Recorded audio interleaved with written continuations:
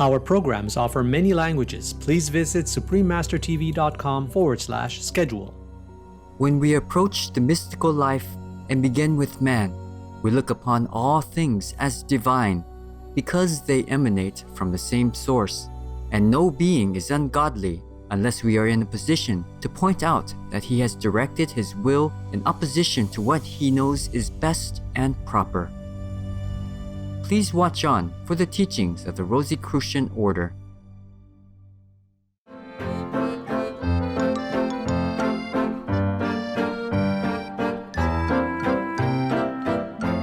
Velkommen, cherished viewers. Velkommen is welcome in Danish. I'm Sophie. The gentle people of Denmark wish you boundless spiritual growth in the loving embrace of the divine.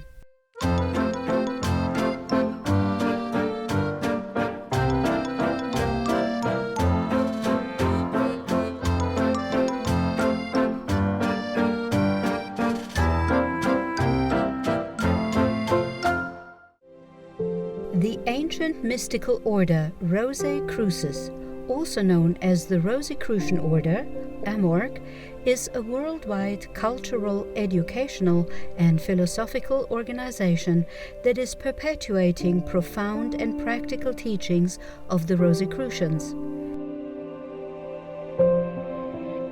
These teachings, as passed down and added to over the centuries from ancient Egypt to Europe and now all over the world, pertain to the mysteries of the universe, nature, and humans themselves.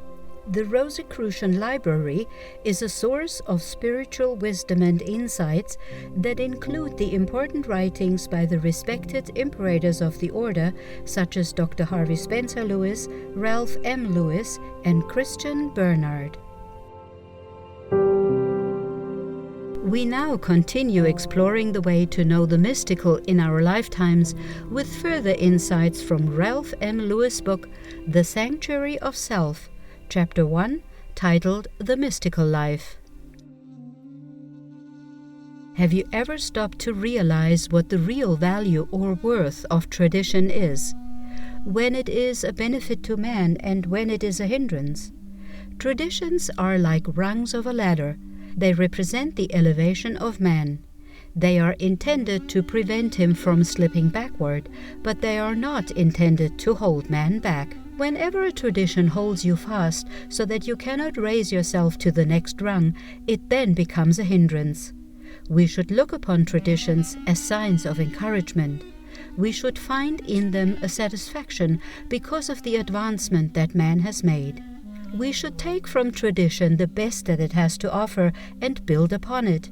It is necessary, therefore, that each of us take the traditions of the day and subject them to a personal examination to see, so far as we are concerned, why it is necessary that they should be abided by. If we can improve on the traditions, we should do so. If we cannot, we must not relinquish them unless they prove to be of no further value.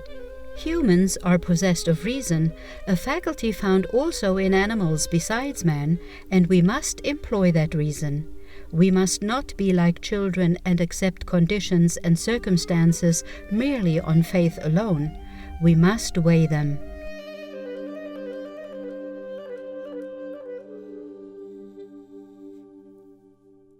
In our considerations of the mystical life, we must begin with man, simply because there is nothing more intimate, nothing to which you are more closely related, nothing that you can feel so strongly or analyze so carefully as yourself. Why begin with an analysis or an examination of the universe around you? With the planets overhead, or the other cosmic bodies, or the universal laws, or with reality generally? All things outside yourself are measured, after all, in terms of their value or relationship to you. The things you see, hear, feel, taste, and smell may have existence outside yourself, but the form in which they are realized and the manner in which you react to them depend on your interpretation of them and your sense qualities. Therefore, since you measure by yourself these things that are outside yourself, it is best that you start with yourself. In beginning with man, you must realize that man alone is not divine. It is in one sense unfortunate that almost all religions and philosophies have built up the impression of the divine nature of man so strongly that in the minds of many people today, all things apart from what they term the soul of man are declared vulgar, as hardly worth the consideration of thought, except as we need them for our existence. But such a concept is an injustice to the infinite intelligence who conceived all. In the first place, it must be reasoned and realized that the multitude of things which exist apart from what is stated to be man's soul are not of man's creation and are not the result of effort of his mind. Consequently, they must necessarily be from that same source, that same infinite source from which all things come. Therefore, everything of which we have cognizance is by that reasoning of a divine source.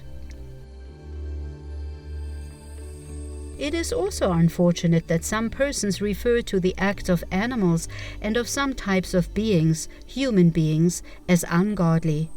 In each thing which has existence, there is instilled its function, and while it has that particular type of existence in its process of development, that function is natural to it and is not ungodly. Can we damn or condemn a people to oblivion because they conduct themselves and their lives in a manner which is in accordance with the intelligence which is theirs? Are they to be considered as any less divine in nature because they have not the ability to distinguish between the right and wrong which we have conceived by virtue of a greater intelligence and a more advanced state?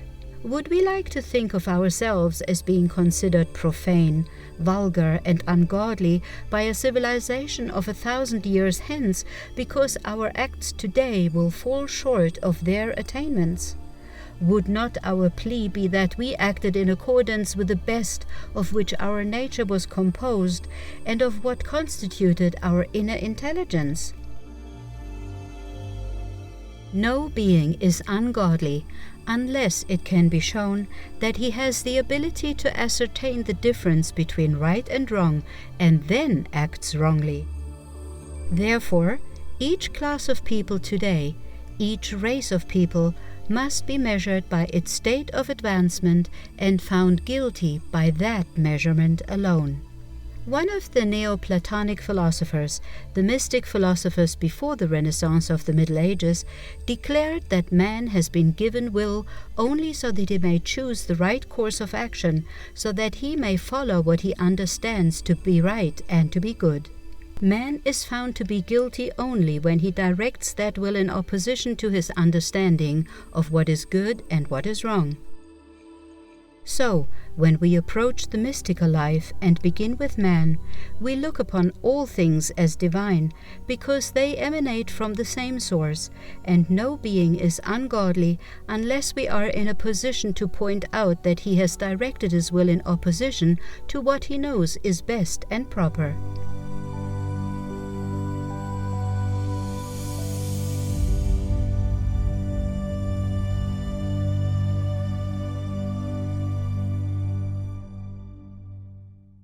Virtuous viewers, it was an honor to have you with us for today's program from the Rosicrucian Order's The Sanctuary of Self on the Mystical Life, Part 2 of 3, on Words of Wisdom. Please join us again tomorrow for Part 3 of this show. Coming up next is the Waorani people, pioneers and protectors of the Amazon, right after noteworthy news. Please stay tuned to Supreme Master Television for more uplifting programming.